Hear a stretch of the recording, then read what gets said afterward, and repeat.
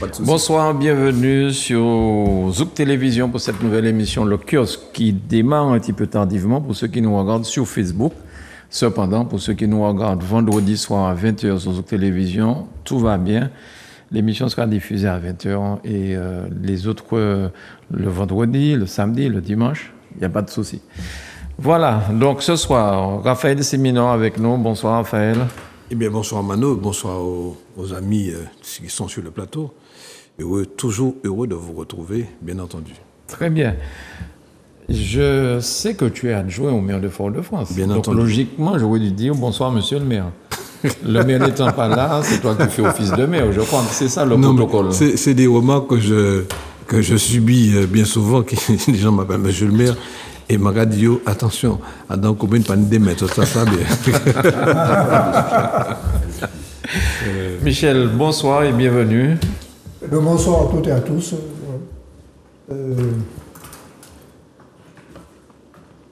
Je vis quand même avec un peu de tristesse parce que je viens d'assister, je disais ça, à l'enterrement du fils de notre camarade Georges Richaud, secrétaire général du Parti communiste martiniquais. Et son fils est mort à l'âge de 49 ans en France d'une crise cardiaque. On l'a enterré cet après-midi. Donc, c'est une nouvelle un peu dure pour un père d'enterrer son propre fils. Voilà. Mais ceci dit, bon, je pense qu'avec le soutien de ses camarades et de la population, il va se relever, il va trouver la force pour affronter cette douloureuse épreuve. Ouais, oui. Voilà. Très bien. Bonsoir Mathieu. Bonsoir. Comment ça va? Ouais, ça va bien. Bon, une semaine très active, comme beaucoup de personnes ici, mais en tout cas ravi de te retrouver, tout le monde sur le plateau, et bien sûr l'ensemble des auditrices et des auditeurs. Très bien, merci beaucoup. Bonsoir Karine Thérèse, comment ça va? Bonsoir Mano, bonsoir aux chroniqueurs, j'espère que vous allez bien, j'espère que les Martiniquaises et les Martiniquais se portent bien, ils sont attentifs à l'actualité, qu'on va se faire un plaisir de décrypter avec eux. Bien. On dirait que c'est une autre personne. Ça fait peut-être combien de fois qu'elle n'est pas venue. Je vous ai manqué, assez oui, dit. C'est vrai, hein, le châle, c'est un autre style. J'ai senti ça, là. Tout à fait. Et pourtant. Alors, on va commencer, mon cher Grégory, avec le foutage de gueule pour les prix des billets d'avion aux Antilles, si tu peux nous mettre l'image. C'est simplement pour faire un comparatif. Hein. On sait déjà... il y a déjà beaucoup de choses qui ont pu être dites. Alors là, un Paris-Miami, il y a combien de kilomètres? 7400 kilomètres pour 772 €. Un Paris-Los Angeles pour, là, c'est combien? 9100 kilomètres, ça coûte 703 €. Et 6700 pour aller en Guadeloupe, ça coûte...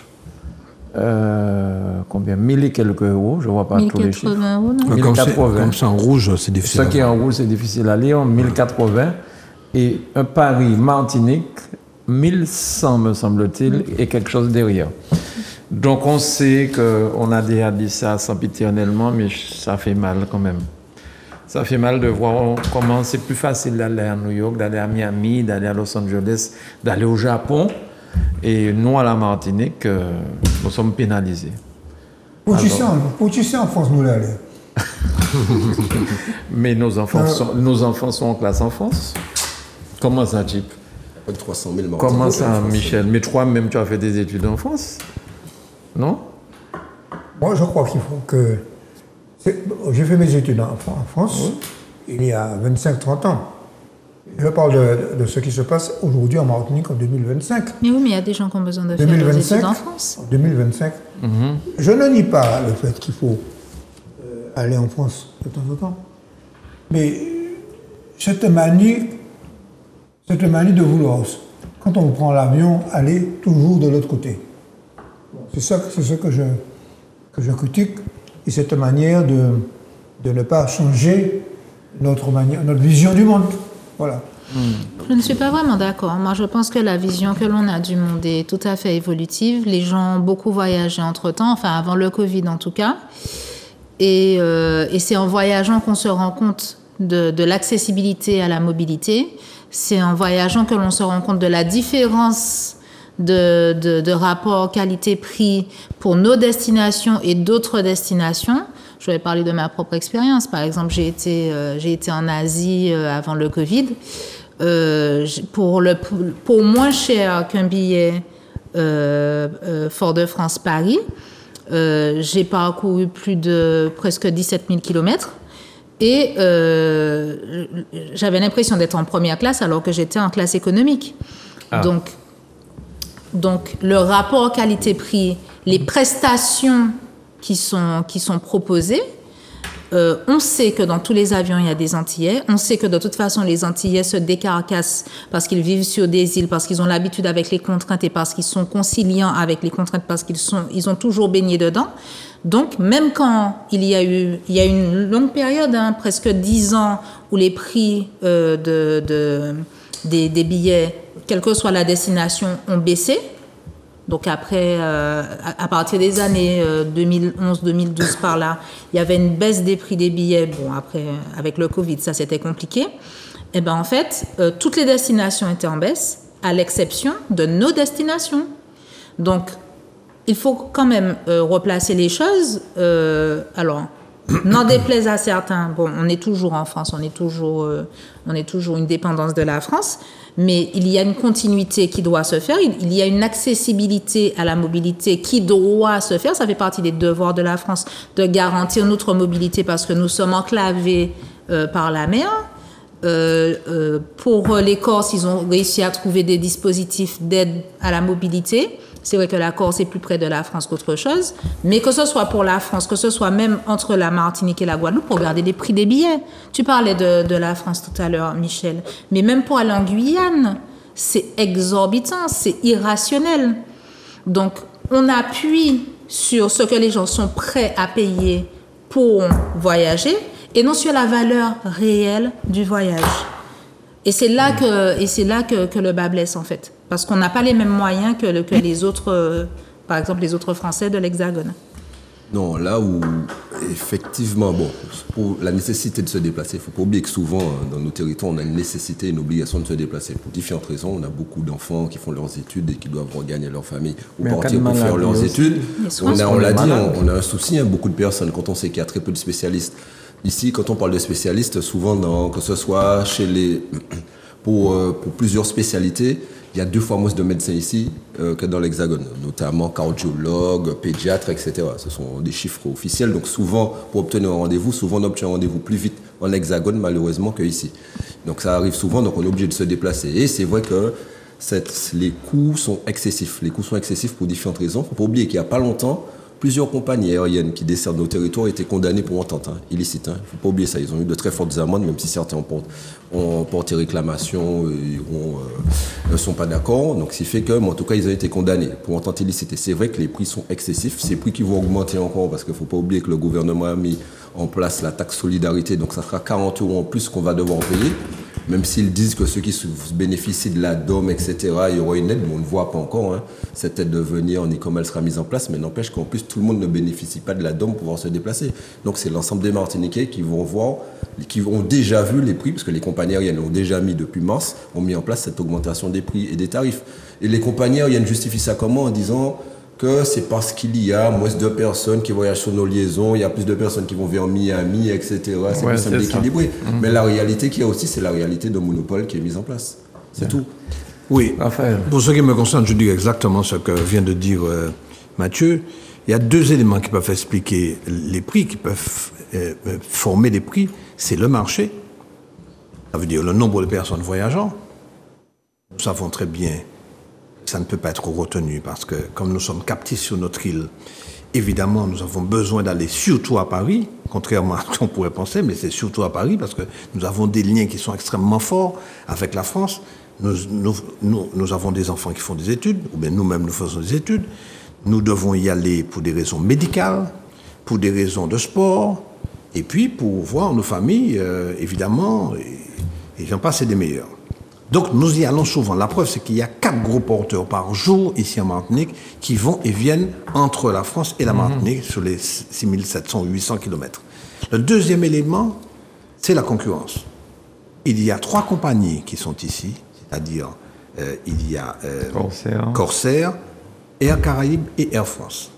Cependant, nous savons très bien que les compagnies s'entendent sur les prix. Mathieu vient de dire ça, c'est pour ça que je dis quasiment la même chose que lui. Effectivement, ce sont des ententes illicites, puisque, au lieu d'être des concurrents, ils s'entendent pour fixer les prix. Et nous sommes, naturellement, à ce moment-là, les dindons de la farce. Alors, bien entendu, on pourrait parler, et Karine l'a évoqué, de la continuité territoriale. Je sais que certains n'aiment pas cette expression-là, mais la réalité est bien celle-là, puisque nous souffrons de ce que la France ne nous aide pas. Déjà, premièrement, on ne lutte pas contre cette entente entre les opérateurs aériens, mais nous ne sommes pas aidés non plus sur le prix du billet, qui ne fait qu'augmenter. Et quand on compare avec la Corse, Karine l'a dit, on compare avec la Corse, ça n'est pas normal. Alors je sais que nous représentons 3 millions de personnes, comparé à la Corse, 300 000 personnes, évidemment, ce n'est pas le même rapport, mais il n'empêche que cette discrimination est insupportable. Donc c'est pour ça que je dis que nous devons monter au créneau, mais de manière régulière, de manière permanente, pour afficher ce message-là, parce que nous vivons une discrimination qui est insupportable. Voilà, je m'arrête là. Michel, sur ça, tu veux dire 2 mots? Je pense que nous devons poser le problème en termes de désenclavement géographique, une nécessité, ce qu'a dit tout à l'heure Mathieu. Par conséquent, comme dans tous les pays du monde, nous avons besoin de nous déplacer.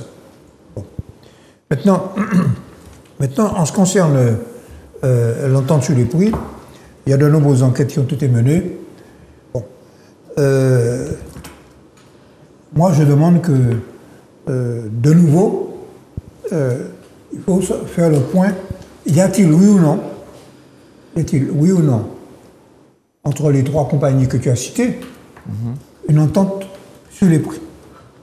Premièrement. Il ne suffit pas de l'affirmer. Il faut le démontrer. Il faut le démontrer. Bon. Ça, c'est la première chose.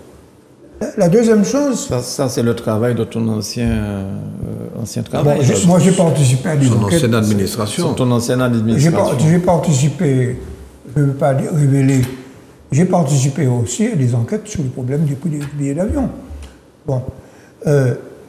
Les comparaisons de billets d'avion sont extrêmement difficiles selon les périodes, selon les moments. Il y a ce qu'on appelle le yield management, c'est-à-dire la variation du prix du billet d'avion en fonction du moment où on commande, de l'endroit, etc.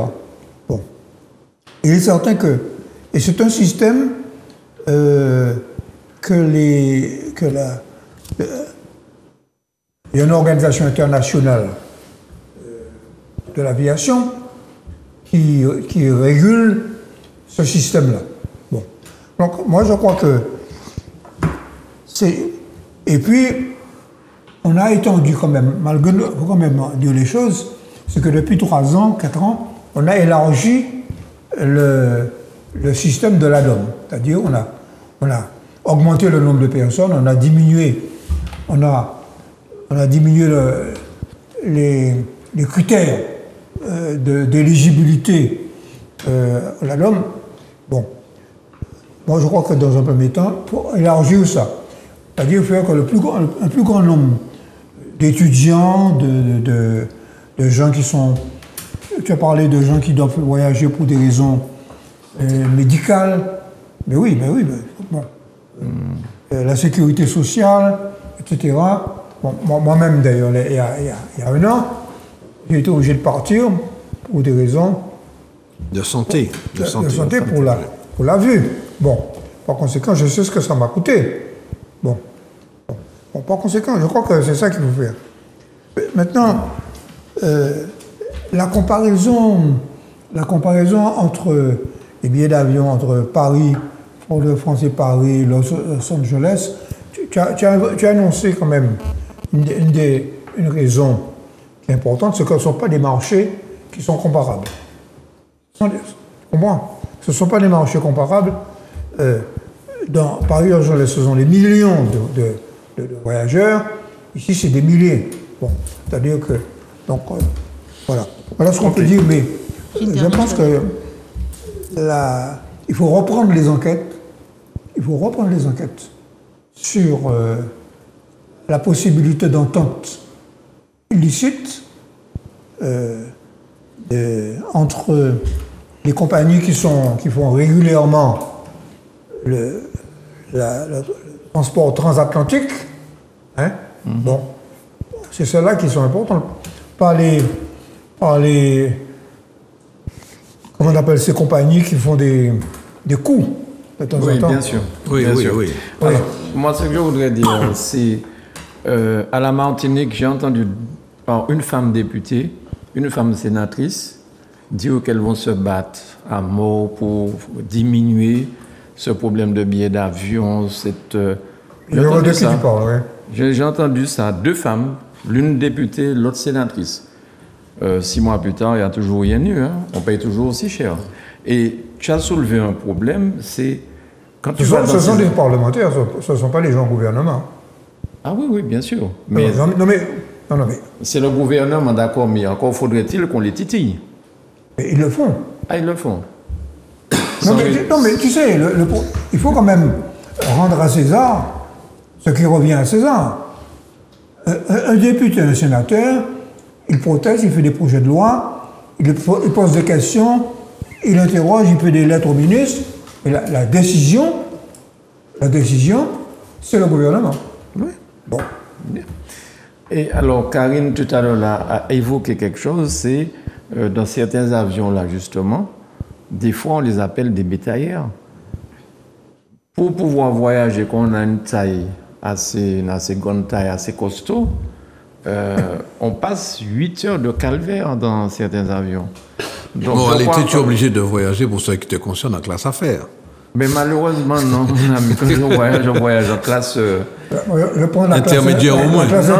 La plus simple. Économique, en classe économique. Mais mes finances ne me permettent pas d'aller plus haut, donc je voyage, il faut que je voyage, donc voilà.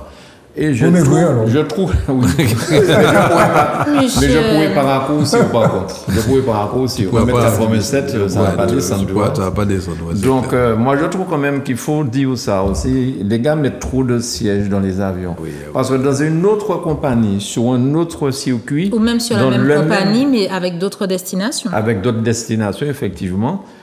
Tu es plus confortablement assis. Donc, c'est la concurrence. C'est vraiment, c'est la Martinique. C'est une question de c'est mauvaise foi. Antillais qu'ils ont décidé de nous priver. Tu voulais ajouter quelque chose? Absolument. Alors, il y a une inégalité de traitement que tu as très bien soulevée, hein, parce qu'on se rend compte que pour d'autres destinations, les compagnies sont capables de se comporter, on va dire, plus convenablement envers les consommateurs. Je vais vous donner un exemple très simple.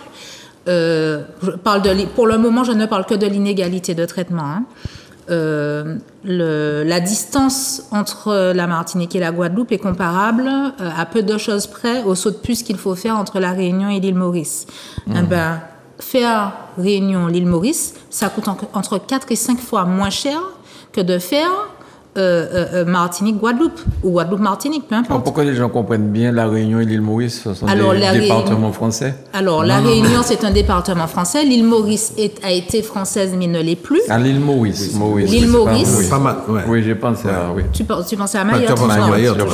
Je pensais à l'île Maurice. Comme ce sont des distances comparables, mais dans 2 océans différents, eh ben, même pour ces pratiques-là, eh ben, d'un océan à l'autre, alors que ce sont des distances comparables, les pratiques sont, les différentes. Mais combien de compagnies as-tu entre l'île Maurice et la Réunion? Il y en a un peu plus. Tu as Qatar Airways, tu as Free Blue. C'est bien ce que je te dis. C'est bien ce que je te dis. C'est un problème de marché, de concurrence. Non, mais ce n'est pas que ça. Soyons honnêtes, ce n'est pas que ça. Rien ne légitime, si ce n'est quelques ententes. Le fait de mettre 400 € pour faire Martinique-Guadeloupe. Soyons honnêtes envers nous-mêmes déjà. Si on prend l'argument, comme l'ancien ministre du Transport l'avait dit, du nombre de kilomètres, il y aurait une cohérence entre un New York-Paris et puis un Paris-Fort-de-France. Non mais Karine, tu parles à un convaincu, hein? Oui, Tu parles d'un convaincu, nous sommes bien d'accord. Donc, franchement, il y a de la malhonnêteté intellectuelle derrière le processus d'inégalité que nous subissons, à la fois pour l'application des prix, mais aussi concernant la qualité de la prestation. Déjà, il y a ça. Donc, les pratiques commerciales sont contestables. En plus de ça, tu as parlé de la sénatrice et de la députée. Il faut savoir qu'il y a plusieurs collectifs qui se sont montés pour avoir des discussions, parce qu'il y a des discussions régulières avec des membres du gouvernement concernant les prix excessifs des billets concernant nos destinations. Le principal groupe dont on parle le plus et qui est le plus présent, qui a le plus d'échanges avec les institutions, c'est Ultramarins d'Ubud. Je suppose que vous en avez déjà entendu parler. Le groupe utile, donc Ultramarins Territoire Indépendant, Liberté, Écologie et Solidarité, travaille avec eux, avec nos députés. Et il y a déjà des discussions concernant ces choses-là. Donc, en fonction il y avait une réunion encore la semaine dernière, donc il y aura encore des réunions. Mais ce qu'il faut faire, en fait, c'est réguler. Et il n'y a pas pour le moment de volonté de réguler. Par rapport aux actionnaires, par rapport à plusieurs choses. Je termine sur les taxes aéroportuaires. Il faut savoir que localement, nous sommes soumis à des taxes qui normalement sont valables pour l'international, entre Paris et Fort-de-France. Nous sommes soumis à des taxes qui normalement sont valables pour l'international, d'accord, alors que c'est de France à France, me semble-t-il. Et ces taxes-là ne sont pas valables dans l'espace Schengen. Alors nous sommes d'une hypocrisie majeure en France pour mettre des taxes qui ne sont pas valables dans l'espace Schengen, mais nous les imposer dans l'outre-mer alors qu'on est de France à France. C'est pas comme si on avait fait une escale à Miami entre-temps. D'accord. Alors pour étayer, juste deux petits mots pour étayer mon argumentation, pour dire que quand on prend les vols entre la Martinique et la Guyane, Air France est seul sur ce trajet-là, seul. Les billets peuvent monter jusqu'à 1 000 € pour 2 heures d'avion. 2 heures. Oui, tu dis 1200, c'est probablement ça aussi. Seul. À une époque, il y avait Air Caraïbes qui avait un Embraer entre Martinique et Guadeloupe et la Guyane. Bien, ils ont coulé parce que l'Embraer est tombé en panne, etc. Ils n'ont pas renouvelé parce que c'était pas rentable. Mais Air France est resté seul. Donc, ça permet à Air France de faire les tarifs qu'il veut. Et voilà. Il y avait Norvégienne aussi. La Norvégienne allait sur les États-Unis. Non. Norvégienne a fait la Guyane. J'ai été en Guyane sur Norvégienne pour 200 €. Pendant un moment. Donc on voit bien qu'il y a ce problème, de concurrence. À partir du moment où ils sont seuls sur la ligne, eh bien, ils se permettent de faire ce qu'ils veulent. Oui, mais à partir du moment où l'État intervient dans les subventions de certaines compagnies aériennes, l'État pourrait imposer... Et pas seulement l'État. Pas seulement l'État, mais on pourrait imposer des conditions tarifaires pour garantir le droit à la mobilité aux administrés, puisque Non, mais on reste trop sur ce sujet. Oui, bien sûr. Moi, pour ne pas rester dessus, je veux juste dire très rapidement, c'est-à-dire que pour faire face, et là on l'a dit, on en a parlé tout à l'heure, Raphaël en a parlé, de la continuité territoriale, c'est-à-dire que l'État donne à la Corse 200 millions d'euros, alors qu'ils ont 380, 300, les chiffres 360. Non, ils n'ont même pas tout ça. Habitants, 340 000 habitants, 360 000 habitants, il me semble. Alors que pour l'ensemble de nos territoires, où on a plus de 2 millions de personnes, ils donnent 45 millions. Donc, c'est fait qu'on voit la différence. Et là, pouvoir faire face, quand on parle d'ADOM, pour l'ADOM, par exemple, dans le dernier PLF, projet de loi finance qui a été voté, pour nos territoires, ils donnent à la Corse 24 fois plus que nous, pouvoir aider, faire face à l'augmentation des 40 € à l'ADOM. C'est-à-dire qu'il nous, c'est 6 € par tête d'habitant, alors que la Corse, c'est 143 €. Ouais. Et pour un vol beaucoup plus court que pour venir aux Antilles. Mais bien sûr. Alors, la CTM aide les télés privées pour renforcer l'information de proximité, je pense, soutient la majorité, propagande, répond et s'insurge l'opposition. Qu'est-ce qui veut parler de ça? Mais tu aurais dû être le premier à nous en parler maintenant. Mais je ne peux pas être jugé. Mais tu fais partie, mais tu es le plus expérimenté sur la question. Non, moi je pense que c'est une très bonne chose. Pourquoi? Parce que les télés publiques, on le sait, bénéficient d'aide. notamment des redevances qui sont versées. Et les télés privées, malheureusement, ne bénéficient pas de ces redevances-là. Et c'est un sujet que là, la 7e, effectivement, a voté cette aide, mais moi, je suis bien placé pour le savoir. Depuis 2016, par exemple, Serge Letchimy avait fait des propositions au gouvernement et il y avait des amendements qui étaient dans le PLF de 2016, projet de loi de finances de 2016, qui avaient des amendements qui étaient passés, mais malheureusement, le gouvernement ne les a pas mis en œuvre, qu'il proposait d'aider les télés privées et que l'État pouvait aider les télés privées. À l'époque, c'était pas l'ANCOM, c'était avant l'ANCOM, comment ça s'appelait, le CSA. Et on avait travaillé avec le CSA, on les avait rencontrés, il y a un gros travail qui était fait. Malheureusement, ça n'a pas abouti.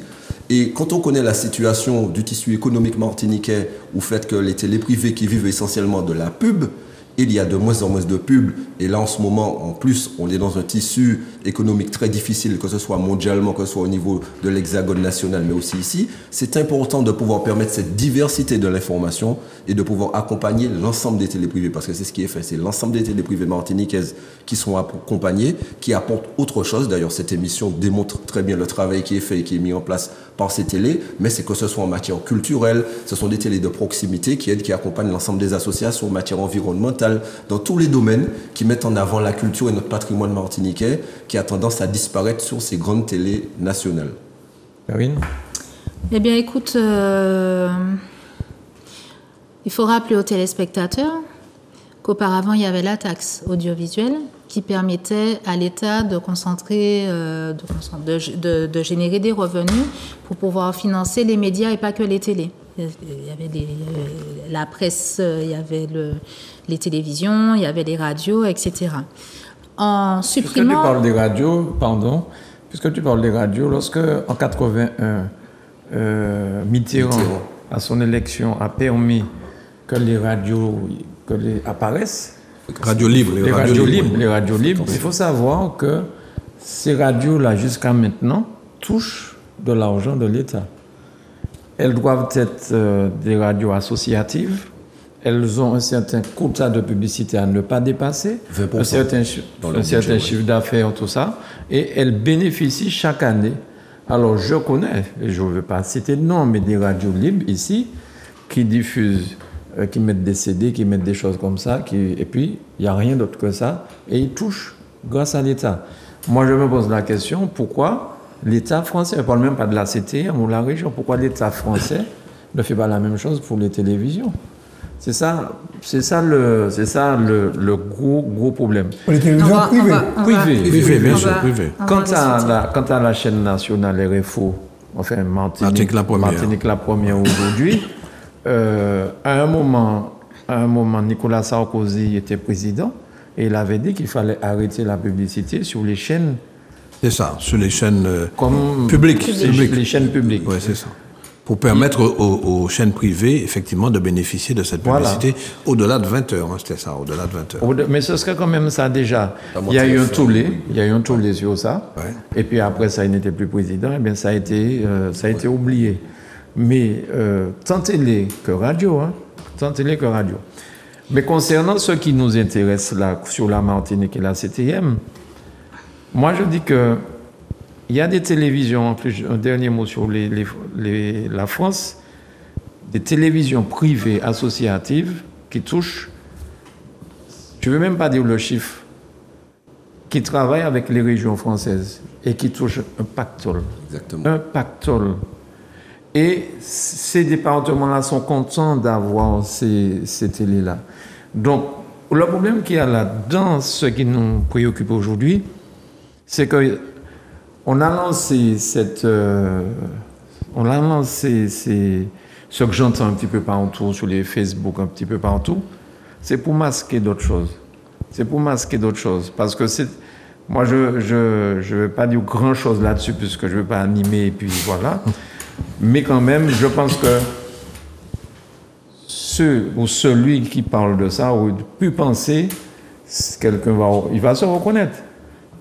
On aurait pu se dire, mais finalement, la 7e ou la région finance des télévisions de proximité de la Martinique, mais à un moment donné, il y avait un président de région qui finançait une école en dehors de la Martinique et qui aujourd'hui se retrouve au tribunal parce que ça a été fait pas dans les règles.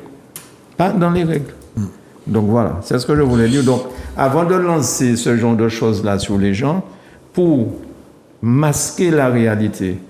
Masquer la réalité. Voilà. Non, mais écoute, ce qu'il faut savoir, c'est que ce sont des postures politiques. Et Mais je c'est dirais même politiciennes. Mais c'est Je n'aime pas dommage. ce mot-là, mais bon, la réalité, c'est bien celle-là. Ce sont des postures. Excuse-moi, t'es interrompu, excuse-moi. Tu n'avais pas fini Bien sûr que non. Excuse-moi. Ah ben, je t'en prie. Non, termine ta phrase, je t'en prie. Non, parce que j'ai plusieurs choses à dire. Ah.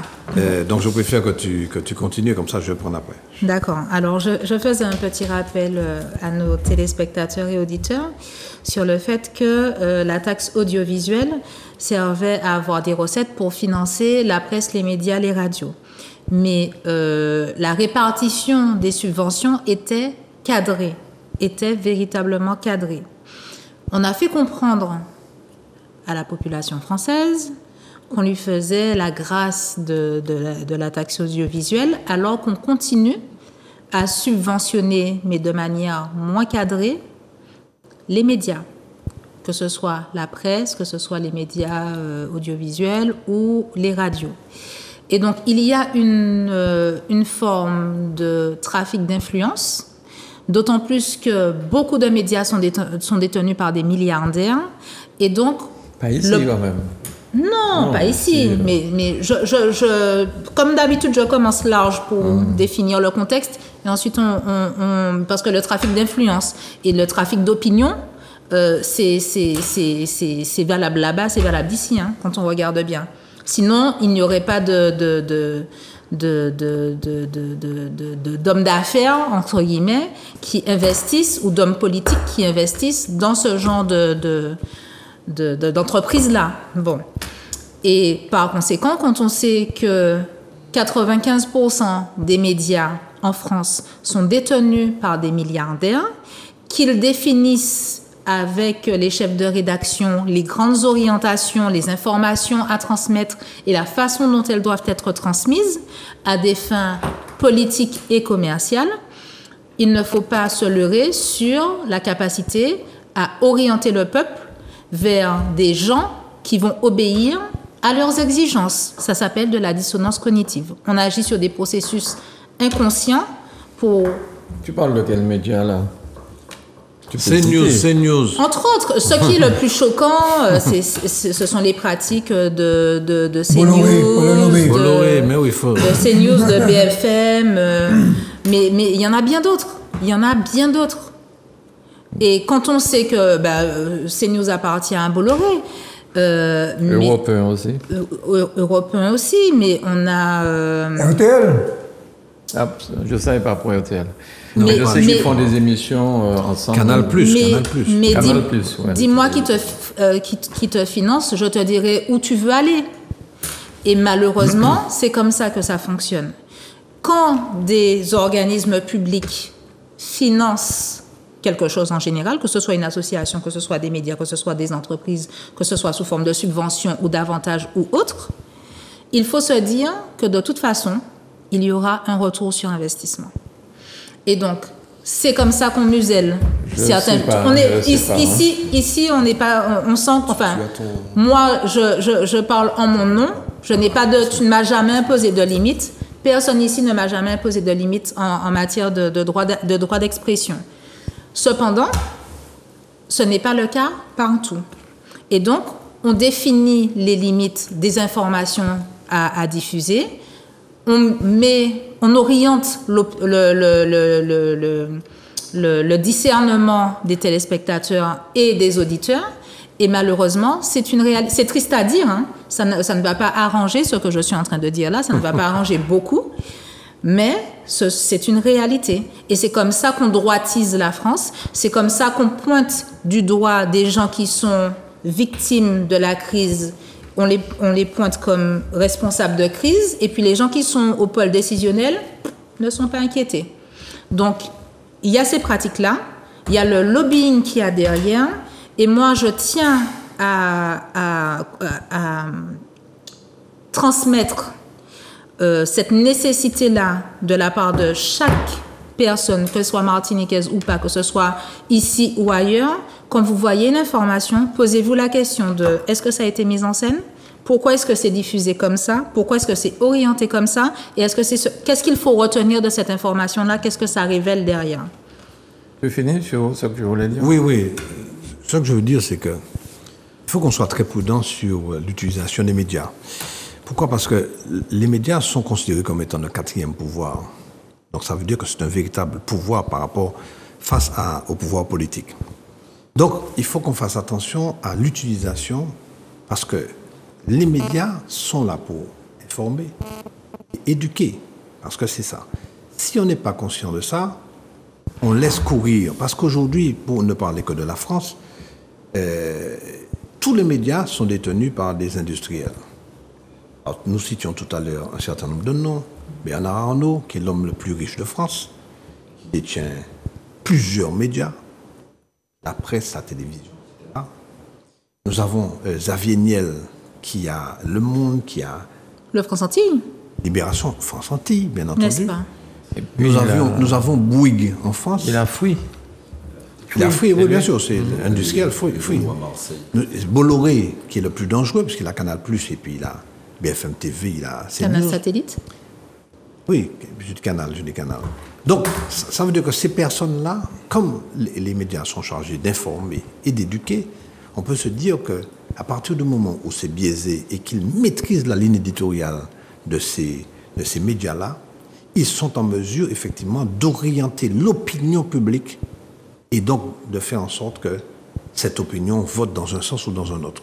Donc c'est pour ça qu'il faut être très prudent. Alors, l'État lui-même finance, par le biais d'une aide à la presse, près de 2 milliards d'euros.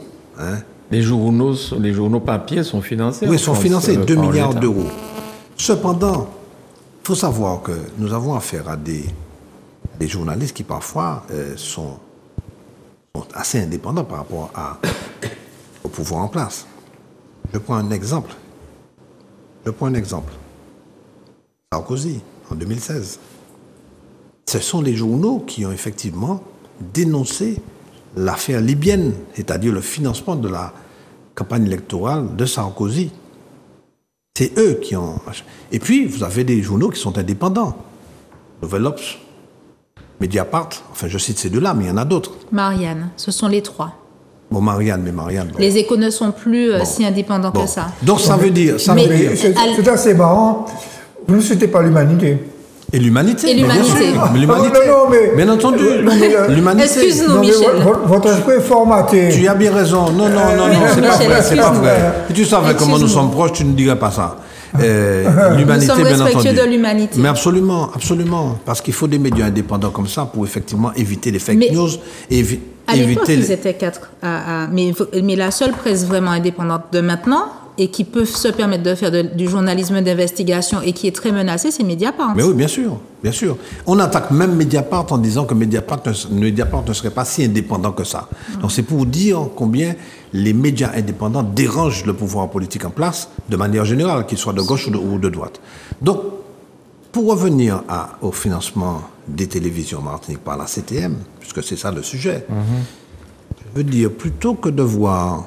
Je ne veux pas nommer son nom, mais bon, un des grands capitaines du commerce ou de l'industrie ici en Martinique, être détenteur d'un média et orienter la population, je préfère encore que ce soit le pouvoir politique qui finance, mais qui, à la lumière de ce que je vois, Karine, tu viens de le dire là tout à l'heure en disant que personne ne m'empêche de dire ce que j'ai envie de dire. Sur Zouk TV. Mais ailleurs aussi, certainement. Je suis passé sur d'autres télévisions, je vois bien qu'on ne m'a pas empêché de dire ce que j'avais envie de dire. Donc, il est important qu'effectivement, finançant pour assurer la pluralité de l'information, que ces télévisions privées soient financées par la CTM. En laissant effectivement la bride sur le cou de ces médias-là, de telle sorte qu'il n'y ait pas une imposition des lignes éditoriales, empêchant naturellement que la pluralité de l'information soit la règle. Donc je préfère ça, je le dis très clairement, parce que sur ce que je vois, il n'y a pas... Mais pas seulement aujourd'hui. Hein. Hier, c'était également le cas. Bien sûr, nos adversaires, je ne veux même pas employer ce terme-là, l'équipe sortante de l'époque finançait une radio. Alors, on savait que c'était une radio qui était une radio orientée. Tu parles de RLDM. Exactement. une radio orientée, on le savait. Donc quand on l'écoutait avec une écoute, avec une oreille particulière, en se disant, bon, faisons attention à ce qu'ils disent, c'est peut-être pas la vérité. Voilà.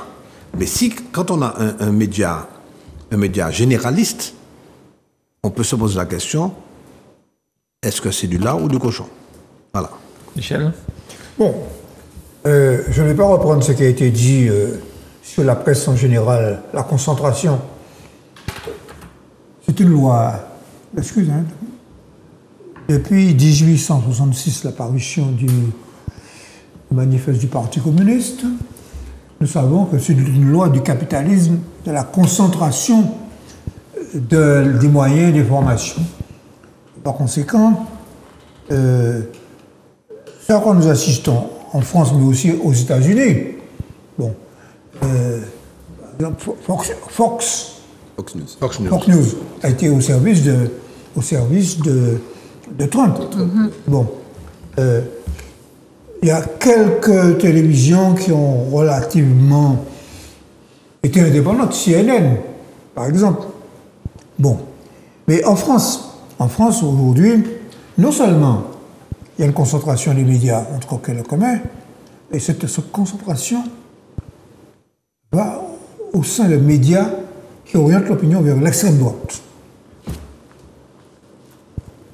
CNews, c'est la voix du Rassemblement national. Voix de Zemmour. De Zemmour, bien. Et les autres aussi. LCI aussi. Bien. Alors, qu'est-ce qu'il faut faire? Nous sommes au niveau local. Moi, je pense que c'est un combat qui est mené par les forces démocratiques en France, la gauche, notamment. Je vois que l'humanité consacre beaucoup d'énergie à ce combat. Fabien Gay en particulier, qui est le directeur de l'humanité, qui est sénateur d'ailleurs, consacre beaucoup d'énergie au financement de la presse papier. Bon. Mais pour revenir à la presse martiniquaise, à la presse audiovisuelle martiniquaise, télévision privée, je pense que il est important que cette presse soit aidée à partir de critères objectifs. C'est-à-dire que je vous aide et vous avez une contrepartie. À un moment donné, je connais l'époque, avec Cabra, où on aidait tel ou tel média, et en contrepartie, il devait consacrer, il devait relater ce que faisait, à l'époque c'était la région, quelqu'un disait les actions de la région. Parce que ce qui me frappe, moi, il y a encore une partie de l'opinion qui continue à dire que les élus ne font rien. C'est qui est faux. C'est qui est faux. Bon. Alors justement, ces médias-là dont on parle, ça leur permet aux élus de toucher un plus grand nombre. Bon, alors, moi, à mon avis, ce qu'il faut, c'est qu'il y ait un contrat, un engagement réciproque. Ça s'appelle le contrat d'objectifs et de moyens, et c'est un contrat que toutes les télévisions en France utilisent. Voilà, et que les choses soient écrites, qu'elles soient publiques, qu'elles soient débattues en plénière, que ce soit fait de manière démocratique et transparente. Mais je crois que c'est ce que la CTM voulait faire là. Hein. Bon, c'était débattu en plénière. Moi, je crois que... Avec un groupe en plus de... Je crois que c'est très important que les télévisions privées en Martinique soient aidées de manière équitable. Équitable, oui. Équitable. De façon... Alors, le combat à mener sur les médias en France, dans le monde, c'est un combat politique. Bon, c'est un combat politique et syndical qui doit être mené. Bon.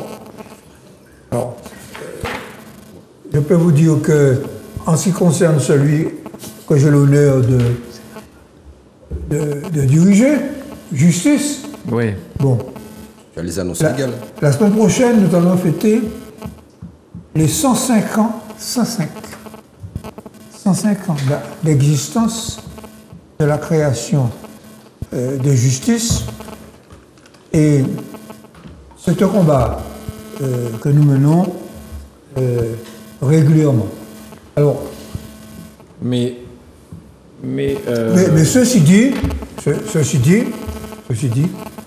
je soutiens l'idée que les collectivités en Martinique doivent aider les télévisions privées de manière équitable. Voilà. Mais excusez-moi, Mathieu. Mathieu vient de dire quelque chose qui est important. Pardon? Il y a un téléphone, il faut couper des téléphones. Ça fait des ondes. D'accord. Voilà. On va peut-être mettre sur mode avion, peut-être. Il y a quelque chose, oui, voilà, ça serait parfait. Il y a quelque chose que Mathieu vient de dire, ou Michel, par exemple, tu as les annonces légales. Et ça, tu as eu ça tardivement, ton journal, pas toi, ton journal. Moi, je pense que, pardon, mais le journal du PPM aurait pu avoir ça aussi, des annonces légales, puisque ces petits journaux-là, sinon ils ne sont pas soutenus, il faut les aider. Enfin bon. Ce que je voulais dire, pour illustrer, pour montrer aussi que certaines personnes racontent des fois des choses qui ne sont pas vraies, par rapport aux orientations politiques ou non, la CTM, on sait très bien qu'est-ce qui est au pouvoir, etc. On connaît un peu l'orientation du journal Justice. Quand on le lit, c'est dommage, Michel l'a pas aujourd'hui, mais je sais que je vous ai montré les titres de la semaine dernière, on aurait compris tout de suite. Pourtant, les annonces légales de la collectivité sont faites dans le journal Justice, tout comme la collectivité aurait pu dire « Ah non, je ne fais pas d'annonce légale dans le journal Justice parce que regardez, tous les articles sont contre moi, ils sont contre moi politiquement, etc. » Non, ça ne se passe pas comme ça. On est en démocratie et on fait les annonces légales dans le journal Justice, comme ça peut être fait dans d'autres journaux anti-IA, etc., ce qu'on veut. Et c'est ça la démocratie, et c'est ça la pluralité des avis. Il faut garantir cette pluralité-là. Et comment on ne peut pas laisser l'ensemble des télévisions privées mourir parce qu'elles sont en grande difficulté financière, c'est une réalité. Dans le marché, on sait qu'on est dans un marché restreint et contraint économiquement, donc c'est très compliqué pour elles de s'en sortir. Et comment pouvoir les aider à faire ce travail de proximité que Michel demande, ce travail de mise en valeur de notre patrimoine, de notre culture, sans les aidant, les accompagnant financièrement, comme tu l'as dit, comme ça se passe dans les régions en France, dans toutes les régions en France, on voit ça, et on les voit, qui sont aidés, qui sont accompagnés. Il faut quand même que les gens comprennent que la roue tourne. Aujourd'hui, à la tête de la CTM, c'est une équipe qui est là. Mais peut-être la prochaine CTM, ce sera encore une autre équipe. Et après, ce sera encore une autre équipe. Et ce qui se fait là actuellement doit perdurer, ça doit continuer. Je vais souhaiter que quelle que soit l'équipe qui soit à la tête de la CTM, continue cette possibilité d'aider les télévisions privées associatives en Martinique. Parce qu'on voit bien qu'on ne roule pas sur l'or. Oui. C'est pas... Enfin, on va passer à un autre sujet. Alors, vie chère, 6 mois après le protocole, les premiers chiffres des consommateurs sceptiques des erreurs médicaux, le gouvernement veut obliger les médecins à consulter jusqu'à 2 jours par mois dans les zones... C'est 2 sujets distincts. C'est deux, voilà, deux sujets distincts. Tout à fait. Ouais. C'est 2 sujets distincts. Donc, on commence par lequel là? Vie chère, hein. Vie chère, 6 mois après le protocole, les premiers chiffres des consommateurs sceptiques. Ouais, point, Mano. Oui, c'est vrai, parce qu'apparemment, malgré tout ça, les prix ont augmenté, me semble-t-il. C'est-à-dire que... Alors, tu vois, voici un exemple. Voici un exemple où on reprend la une d'un journal de M. Xavier Niel. J'étais hier à l'Observatoire des prix. C'est ça. Ouais. Je suis membre de l'Observatoire des prix. Bon. On a discuté du rapport de la DUTS, de la DGCCRF. C'est un rapport scientifique, rigoureux, et c'est un premier bilan. Ce n'est pas le bilan général du protocole contre la vie chère. C'est un premier bilan. Ce premier bilan prend en compte, parce qu'il faut faire attention à ce qu'on dit. Oui. Ce premier bilan prend en compte la mise à zéro de l'octroi de mer sur 6 000 produits et le gel des marges. C'est tout. La mise à zéro La mise à zéro de la TVA n'est pas incluse. Non, mais de l'octroi de mer. Je te répète, la mise à zéro de l'octroi de mer sur 6 000 produits. Tout à fait. Bon, la mise à zéro de la TVA sur 69 familles de produits, c'est après. Prochain rapport. Bon, donc ce n'est pas encore inclus dans ce rapport qui dit que les prix ont baissé en moyenne de 8,4%. Les prix ont baissé. Les prix ont baissé. Oui, ils ont baissé en moyenne de... Le prix ont baissé. Mais c'est sur le mois de janvier entre essentiellement. 8 et 20%. Autrement dit. 8,4. Autrement dit. Et qu'est-ce qu'il reste à faire?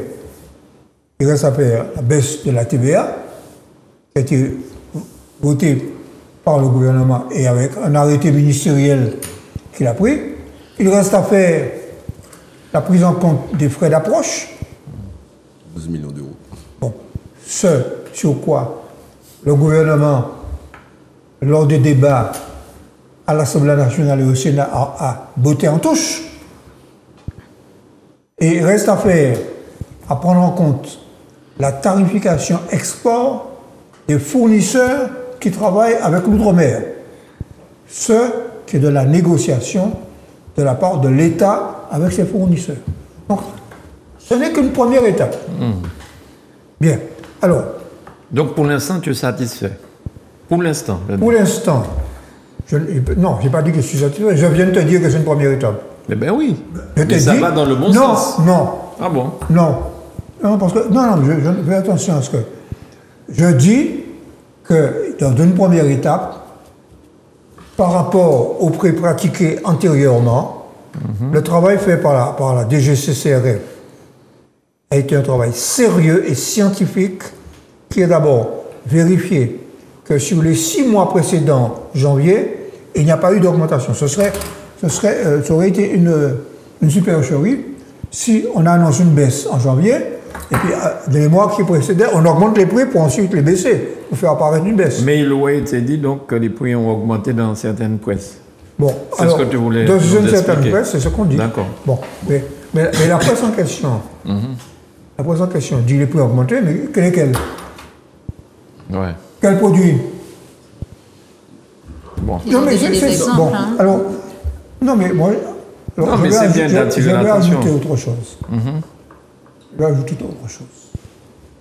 Il est connu. Tous les économistes savent que le nombre de produits, le nombre de prix qu'on retient au consommateur ne dépasse pas 25. C'est-à-dire que les gens n'ont pas la mémoire. Le nombre de produits. Le nombre de produits, le nombre de prix. Ouais, le nombre de prix de produits. Oui. Prix et produits. Le nombre de prix ne dépasse pas 25 et quelquefois 15. Et que la mémoire des consommateurs sur les prix est très faible. Oui, mais le porte-monnaie le sent passer bon. Et d'une fois à l'autre, on sent la différence. Le problème, c'est qu'il a été promis une baisse de 20%, on a 8,4% pour le moment. Il faut attendre les étapes que j'ai indiquées. Bon. Okay. Mais, je devais terminer là-dessus, le problème de fond. Le problème de fond. J'y reviens chaque fois, c'est le contrôle des marges, l'encadrement des prix.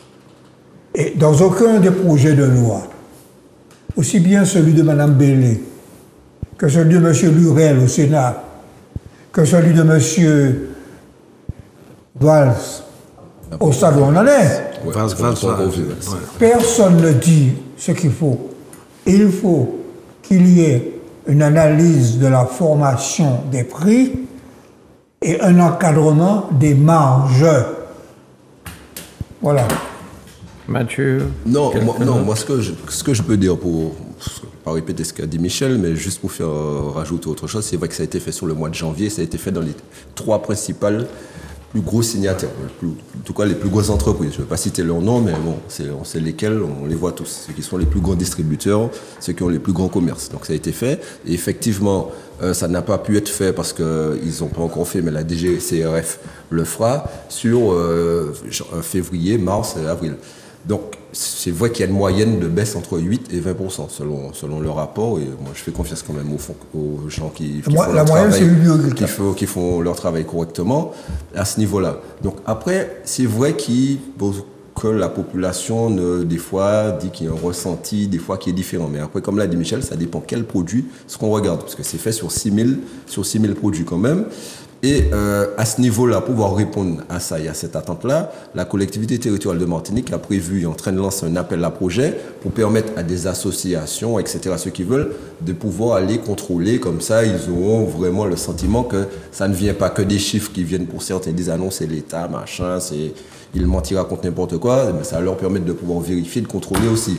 Mais comme l'a dit Michel, ce qui est important et qu'il y en attend vraiment pour qu'on puisse vraiment aller au-delà de ça, c'est le fait de voir que l'État, pour les frais d'approche, normalement les 12 millions d'euros qu'ils avaient prévus pour permettre que la baisse soit faite en moyenne de 20% puissent être mise en œuvre. Et là, à ce niveau-là, pour l'instant, Manuel Valls n'en parle pas trop. On l'a vu que ce soit au Sénat, que ce soit à l'Assemblée nationale.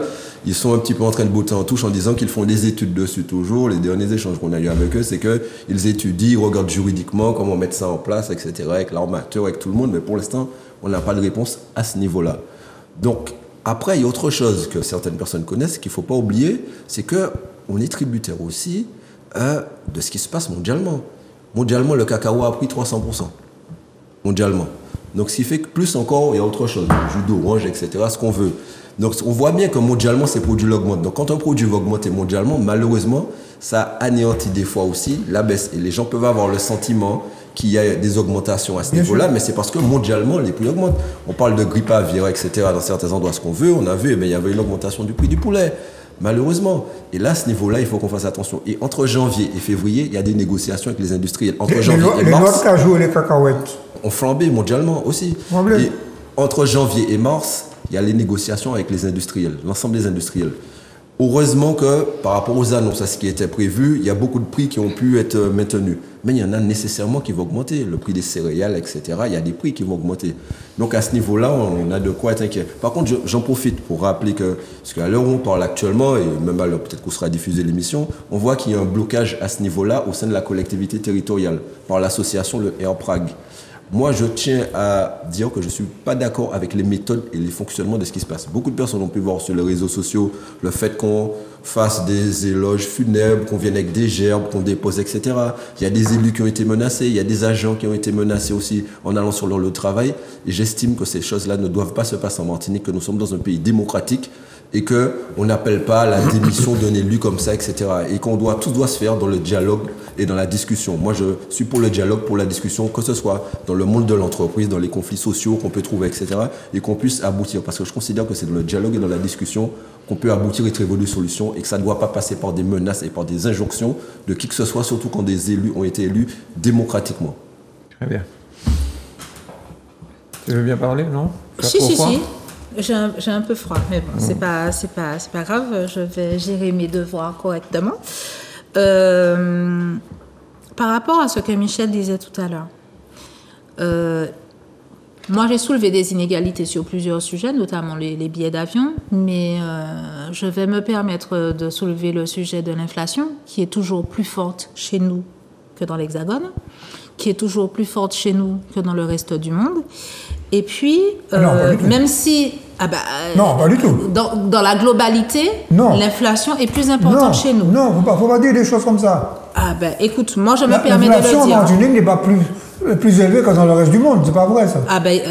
Par rapport à bien des endroits, oui. Ça n'est pas vrai. Tu le conçois si tu veux. Nous sommes dans un domaine où il y a des mesures par les organismes, le FMI, il y a l'INSEE, etc.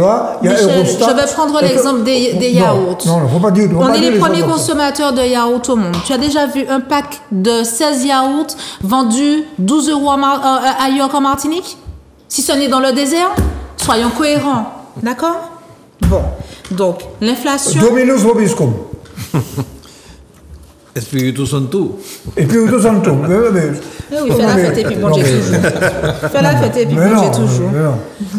Bref, donc l'inflation est plus forte chez nous, globalement, à la fois par rapport à la France et à la fois par rapport à beaucoup d'autres pays. Je veux bien de terminer une... Elle est de combien? Écoute, l'inflation pour le moment, depuis le début de l'année, elle est de plus de 1,2%.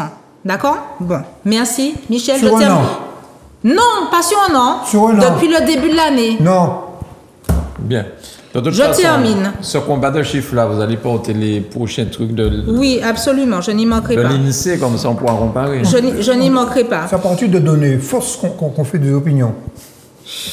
Allez, Nous venons de parler des médias, là. Malgré une stabilisation de l'inflation, une inflation reste une augmentation. Donc, même si l'inflation elle-même se stabilise depuis quelques mois, ça reste une augmentation régulière des prix. Donc, il faut tenir compte aussi de cette inflation-là qui est régulière dans l'appréciation des prix. Ça, c'est une première chose.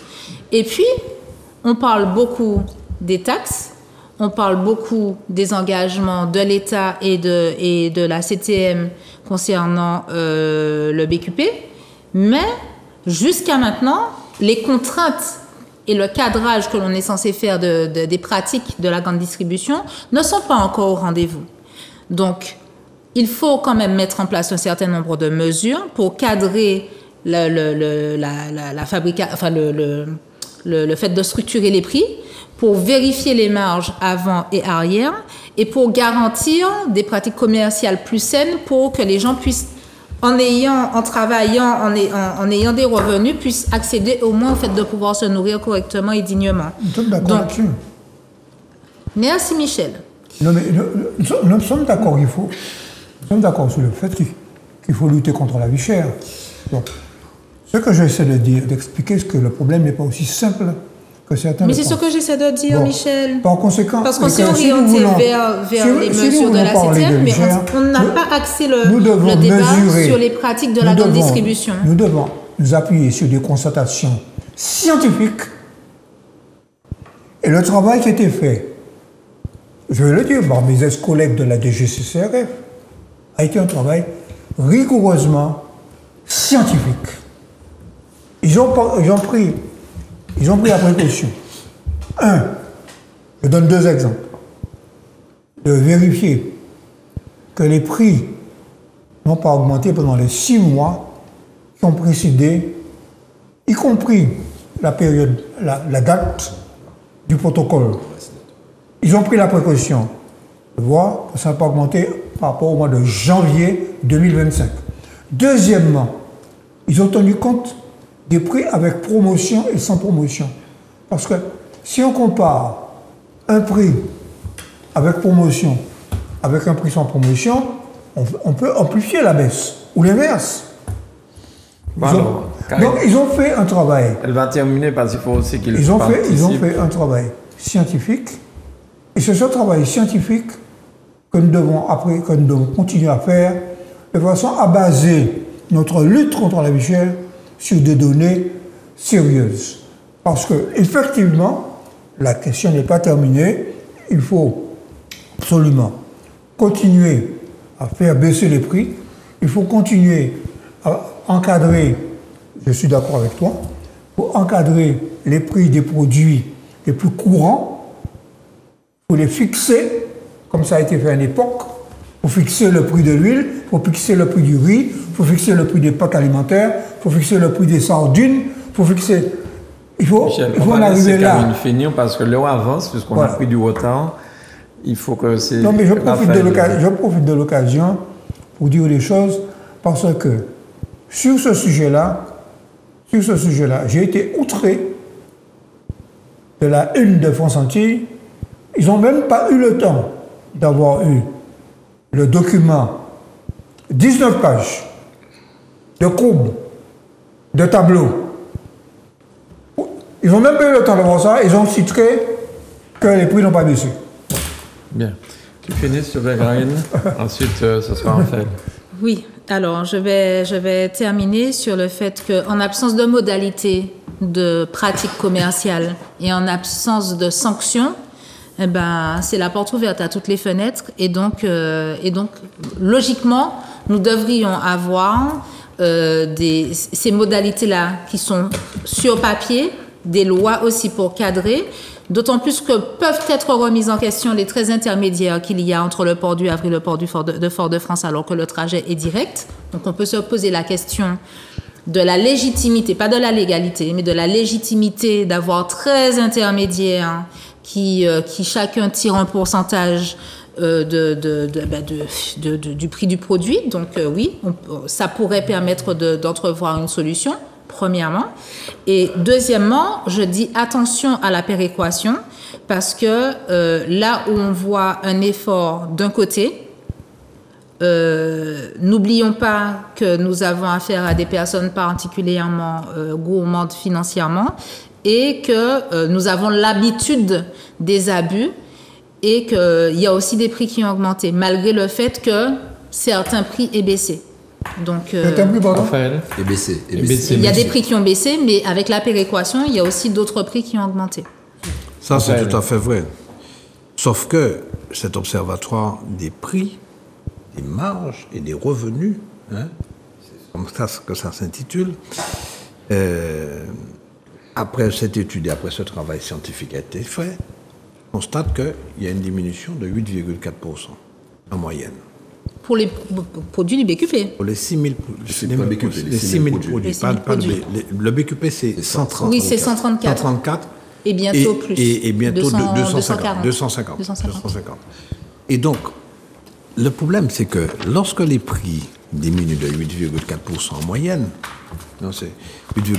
moyenne, peut-être que ce n'est pas perceptible. Parce que l'étude a pointé sur une période allant à partir du moment où la décision a été prise et appliquée, c'est-à-dire au 1er janvier, et jusqu'à la fin janvier, et n'incluant pas, évidemment, la baisse de la TVA. Parce qu'on sait très bien que la TVA est supérieure à l'octroi de mer. C'est-à-dire, ce que pèse la TVA sur les prix est supérieur à ce que pèse l'octroi de mer sur les prix. Donc, zéro octroi de mer gèle des marges des opérateurs du commerce, mais cette TVA manque à l'appel. Donc forcément, on aura l'impression, on aura le sentiment que ça n'a pas baissé. Et c'est comme pour la sécurité. Hein. Vous passez au Terre Saint-Ville, vous avez un sentiment d'insécurité. Moi qui suis du quartier, je vous dis qu'il n'y a pas de problème d'insécurité. Mais le sentiment d'insécurité, c'est ça. Baisse de 8,4%, ce n'est pas suffisant. Et évidemment, nous allons nous heurter à un problème grave, c'est l'intervention véritable de l'État. Parce que quand on dit que 67% du surcoût est lié au transport, ça veut dire qu'on aura beau faire ce qu'on veut, il va manquer effectivement cette intervention sur le transport, puisque ça représente 67% du surcoût. Et donc les prix, ils vont peut-être baisser de 20%, mais nous avons évoqué tout à l'heure ce problème de l'inflation qui va toucher les mêmes prix. Ces prix vont, de manière un peu mécanique, ces prix-là vont augmenter et la baisse de 20% risque de diminuer. Et c'est ça le problème. Et je ne parle même pas de la distorsion de concurrence avec la Guadeloupe, qui est un élément extrêmement important. Parce que je ne sais pas, peut-être que Mathieu peut nous dire à quel point on en est, mais cette distorsion de concurrence peut effectivement créer des problèmes parce que les opérateurs du commerce vont jouer entre la Martinique et la Guadeloupe. Il n'y a pas d'octroi de mer entre la Martinique. C'est un marché unique entre la Guadeloupe et la Martinique. Donc tout ça... Théoriquement. Oui, mais la réalité est bien ça là. Sauf cas particulier. La réalité est bien ça là. Sauf pour le riz. Donc il faut être très attentif à ce qui va arriver. Mais je veux rajouter, pour reparler de l'Observatoire des prix, des marges et des revenus, qu'il y a des études qui ont été faites, notamment sur le transport, et Michel, tu pourras toujours confirmer ça, oui. Sur le transport des marchandises, transport par camion des marchandises, pour voir si on ne peut pas baisser, sur le funéraire, sur le bricolage, et surtout sur les pièces de véhicules automobiles. Parce que c'est tout ça qui fait que nous avons le sentiment d'être des vaches à lait. C'est-à-dire, on profite de nous, de ce que nous sommes isolés, nous sommes sur une île, sur un petit pays, et en fait, finalement, on nous applique des prix qui sont insupportables. Il faut absolument que nous allions jusque-là, c'est-à-dire, et notamment sur les pièces automobiles. Parce que là, quand on regarde ce qui se passe, franchement, c'est pas sérieux de pratiquer des prix aussi importants. Donc voilà, j'en termine. Attends, j'en termine sur ça pour dire qu'il y a des études qui vont être faites là par effectivement l'Observatoire et qu'il faudra qu'on soit très attentif aux résultats qui seront proposés à la population. Voilà. Bien. Alors, le gouvernement veut obliger les médecins à consulter 2 jours par mois dans les zones prioritaires. Votre avis sur ça? Pourquoi tu rigoles, Michel? C'est pas une bonne chose? Bon, le gouvernement essaie de s'en tirer de... Mais très rapidement, parce que l'heure tourne. En deux mots, hein, parce que c'est un sujet complexe, d'une très grande complexité et passionnelle. Bon. Néanmoins, la situation actuelle, c'est quoi? C'est qu'il y a une pénurie de médecins parce qu'un lobby, le lobby médical, a imposé le numerus clausus. Le numerus clausus, c'est-à-dire qu'on a limité le nombre de médecins à former. Et la levée du numerus clausus, il y a 2-3 ans, n'aura d'effet qu'en 2030. Oui, pour former un médecin, c'est combien de temps? Bon, 10 ans, c'est 10 ans. 10 ans. Bon, alors le problème, c'est qu'en attendant, aussi bien en France, mais encore plus ici, parce que la pénurie de médecins est beaucoup plus grande en Martinique, notamment dans certaines spécialités, le gouvernement essaie de prendre des mesures de ce qu'il appelle de régulation.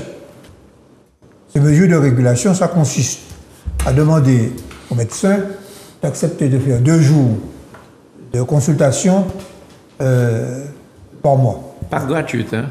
Ils vont assurer. Alors, contre rémunération. Voilà.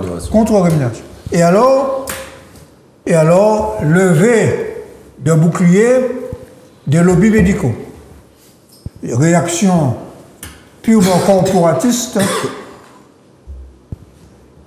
Et comme c'est un groupe social qui a une importance économique et politique importante, le gouvernement risque de reculer encore comme il l'a fait il y a 15 ans sur le numerus clausus. Voilà, j'ai terminé. Bon, moi très rapidement, je voulais dire effectivement, ici on souffre en Martinique malheureusement de ce qu'on peut appeler les déserts médicaux. Les chiffres en tout cas qui sont pris, les caractéristiques pour identifier les déserts médicaux, en Martinique, il n'y a que 3 communes qui ne sont pas considérées comme des déserts médicaux. C'est Fort-de-France, Lamentin et Chelcher. Chelcher, c'est depuis Pau, Chelcher est intermédiaire, contrairement à ce qu'on peut croire.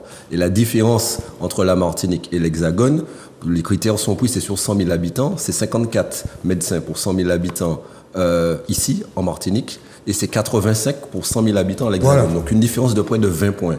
Donc ce qui fait que c'est terrible. Et quand on va, comme l'a dit Michel, dans certaines spécialités, les spécialistes cardiologues, ophtalmo, etc., c'est un médecin.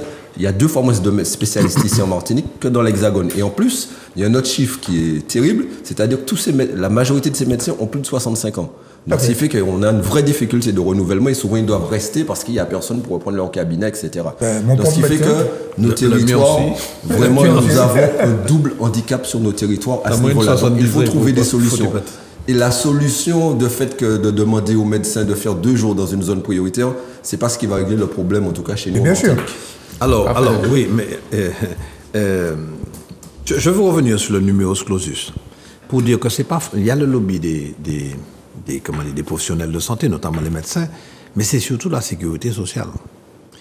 Dans les années 70, la sécurité sociale avait peur qu'il y ait un trop grand nombre de prescripteurs.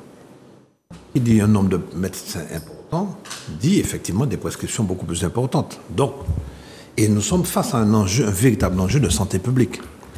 Mais demander aux médecins de donner 2 jours ici et là, effectivement, sans une véritable incitation financière, sans une aide à l'installation, moi je pense que ceci va échouer. Non, je voulais juste rajouter qu'il y a une aide à l'installation qui est déjà mise quand même, dans certaines zones prioritaires qui est mise en place. Mais malheureusement, elle n'est pas suffisante. C'est environ 40 000, 50 000 euros. Elle est 40 000, 50 000 euros. Mais quand tu vois les coûts qui sont très importants, qui sont ramenés, dans certaines zones, c'est ce qui a été fait par exemple à Grand-Rivière, dans certaines communes de Martinique. Mais malgré ces aides à l'installation, les médecins ne vont pas parce qu'ils disent qu'ils n'auront pas en gros assez de clients dans le secteur. Malgré ça, et ce qui est faux, parce que moi... C'est faux, hein? Non, c'est faux. C'est ce que les médecins disent. Non, c'est ce qu'ils disent. Parce que les médecins, naturellement, sont attirés de manière presque automatique par les zones urbaines. Parce qu'il y a la culture, ils peuvent... Ah si. Ils sont attirés par les zones urbaines. Alors qu'ils auraient tout intérêt à s'installer dans les zones non urbaines, les zones rurales, parce que la qualité de vie est meilleure.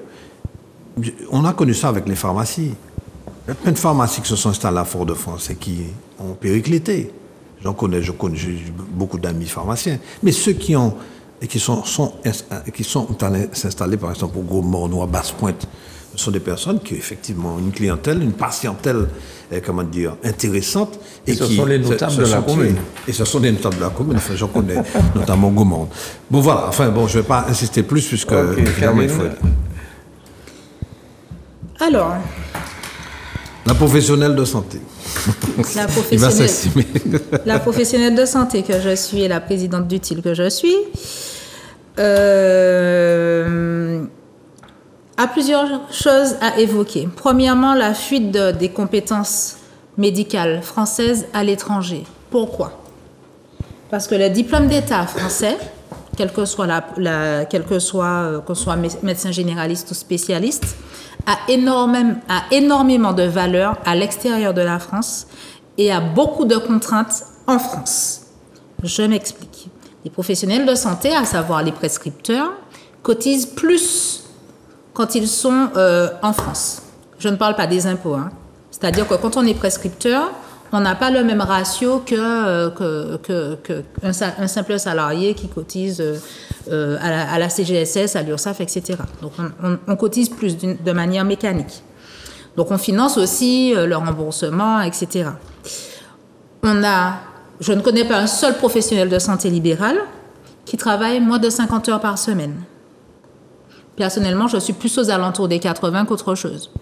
Mais il y a des infirmières qui font plus de 90 heures. Il y a des professionnels qui travaillent beaucoup plus que l'on imagine, pas par appât du gain, mais tout simplement parce que la nécessité sur le plan humain de soigner est telle qu'ils ne peuvent pas faire autrement. Parce qu'il y a des gens qui dépendent d'eux de manière vitale. Donc ça fait partie de la conscience professionnelle et ça fait partie des contraintes. Quand on voit que, par exemple, un médecin avec un diplôme français qui exerce aux États-Unis, il a parfois 70 000 euros en équivalent de plus pour le même travail qu'en France, avec moins d'impôts, moins de cotisations, etc., on peut se poser la question de sa motivation à rester en France. À moins d'être amoureux de la France ou de son territoire lui-même, tout simplement. À moins d'être amoureux de son territoire et puis d'avoir des contraintes familiales pour l'obliger à rester, beaucoup prennent la poudre d'escampette. Résultat des courses, on est obligé de faire appel à des médecins étrangers qui ne sont pas toujours payés correctement, je tiens à le dire. Donc, on a ça aussi.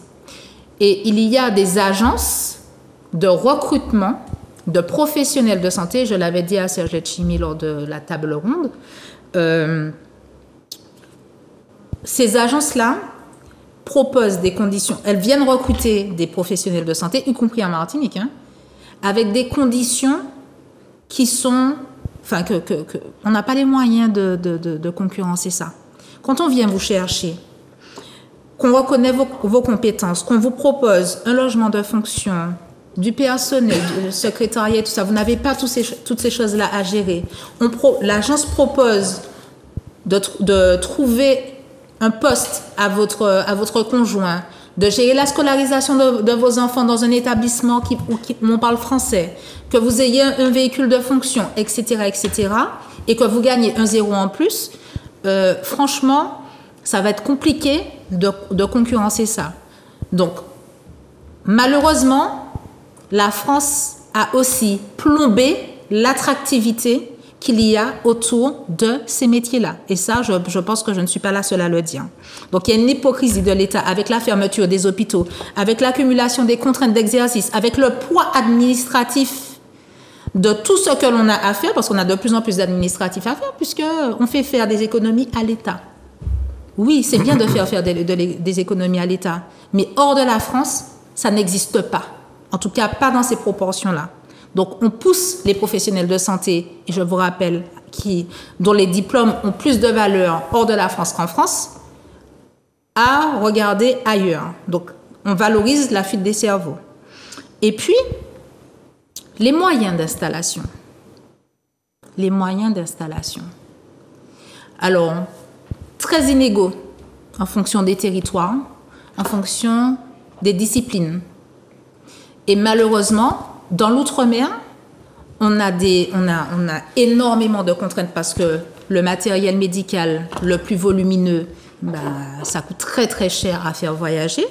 Les consommables, depuis le Covid, mais il y a des augmentations de prix de consommables et même des augmentations de... C'est quoi les consommables? Les consommables, les produits pharmaceutiques, les compresses. D'accord. Ce genre de consommables-là. Les prix ont explosé. En principe, l'hôpital a obtenu un coefficient géographique de l'ordre de 29-30%. Et les responsables médicaux, les responsables des hôpitaux disent qu'il devrait être de l'ordre de 38%. Mais en mode libéral, les contraintes sont non négligeables. Je vais vous prendre un exemple tout simple. Quand j'ai commencé à travailler en 2008, il y a un produit dont je ne vais pas citer la marque pour ne pas faire de publicité, qui était vendu 3,90 € en France, qui était vendu 6 €, un produit pharmaceutique, je précise, qui était vendu 6,50 € en Martinique. 3,90 € en France, 6,50 € en Martinique. En 2022, le prix de ce produit, alors progressivement ça a augmenté, c'est passé de 6,50 € à 8 €, ensuite on est arrivé dans les 10 €, dans les 12 €. En 2022, ce produit-là est passé en Martinique à 21,90 €. Un consommable régulier. Or, en tant que professionnel de santé, on ne peut pas augmenter nos honoraires par décence et par conscience professionnelle par rapport à l'accessibilité aux soins, au même rythme que l'augmentation de nos charges. Donc, progressivement, des professionnels de santé engagés et sensibles à l'accessibilité aux soins rognent sur leurs revenus pour continuer à exercer et à pouvoir soigner les gens les plus nécessiteux. Bien. Non, mais ce qu'elle dit est vrai. C'est vrai, c'est intéressant. C'est que la santé ne bénéficie pas d'un traitement prioritaire de la part de l'État. Bon, sur l'installation, la liberté d'installation, je ne suis pas d'accord avec les internes, les jeunes internes libéraux. C'est un autre problème. S'ils sont internes, ils ne sont pas libéraux. D'après moi. Libéraux. Bon. Mais j'avais pas fini, mais c'est pas... Je te dis une chose. Non, mais là, il faut qu'on finisse parce que... À Cuba, tu es médecin, tu vas en ton bois. Oui, mais Cuba, c'est pas le même régime. D'accord. Mais en tout cas, à UTIL, on a fait des propositions. C'est une conception. C'est une conception de la médecine qui est liée à une espèce d'idéologie élitiste. Très bien. Bon, alors, je vous demande un mot rapide sur ça. Michel. Oui. Il y a un ministre qui dit qu'il faudrait que non. Être en prison, ça coûte 105 €, je crois. 105 € par jour. Par jour, oui. 105 €. On dit, il y a deux trucs très rapidement dessus. C'est-à-dire, ça coûte 105 €. C'est-à-dire qu'effectivement, le coût d'un prisonnier, il y a un rapport de la Chambre régionale des comptes qui dit effectivement c'est 105 €. Par contre, il y a un rapport des sénateurs qui dit que c'est autour de 200 €, qui est sorti il n'y a pas longtemps. Mais moi, je pense que les 105 € viennent du fait de la surpopulation carcérale. Donc, ça permet de faire des économies. Donc, ce qui fait que le coût du prisonnier, parce qu'on sait qu'en France, la surpopulation carcérale est très importante. En Martinique, c'est 166%. Alors, et ce même ministre disait que pourquoi ne pas faire travailler les gens qui sont en prison? Il dit qu'il veut les faire payer. Après, travailler, il y a déjà des prisonniers qui travaillent. Les prisonniers qui travaillent en général, des fois en prison, ils touchent entre 25% du SMIC et 45% du SMIC, maximum, ceux qui sont en prison. Mais quand tu es en prison, cet argent-là, il va sur un compte. Parce que dès qu'un prisonnier arrive en prison, il y a un compte unique qui est ouvert. Et ce compte unique lui permet, quand tu touches, en gros, les 200 premiers euros, servent à l'alimentation du prisonnier, parce que le prisonnier paye déjà des choses en prison. Une télévision, c'est 14 € et des poussières. Un réfrigérateur, c'est 7 € et quelques et des poussières, etc. Et qu'est-ce qu'il veut faire, Monsieur le ministre? Il veut les faire payer. Il veut faire payer les prisonniers. Il dit que les prisonniers ont un coût et qu'il faut les faire payer. C'est Darmanin qui a dit ça. Hein. Il dit que les prisonniers ont un coût et qu'il veut les faire payer. Par contre, ce qu'on disait, c'est que les prisonniers payent déjà. Et ce qui fait que l'argent qui va sur leur compte, par exemple, qui est mis en place, au-delà de 200 €, 10% de cette somme est prélevé pour leur sortie de prison. 20% de cette somme est gardé pour qu'ils puissent indemniser leurs victimes, par exemple, etc. Et puis le pourcentage augmente. Donc, il dit que le coût des prisonniers, c'est 4 milliards. Les prisons coûtent 4 milliards d'euros par an à la France. Et qu'en faisant payer les prisonniers un certain coût, ça permettra de faire des économies, de construire de nouvelles prisons, de financer de nouvelles prisons, de financer par exemple une prison par an qui coûte 150 millions d'euros, par exemple. Mais est-ce que par exemple les prisonniers ne seraient pas contents d'aller pour peine une école ou des choses comme ça? Est-ce qu'on ne peut pas imaginer ce genre de choses? Est-ce que c'est impossible? C'est-à-dire que la loi française fait que les prisonniers... Évidemment, pas les dangereux bandits. La loi française fait que les prisonniers...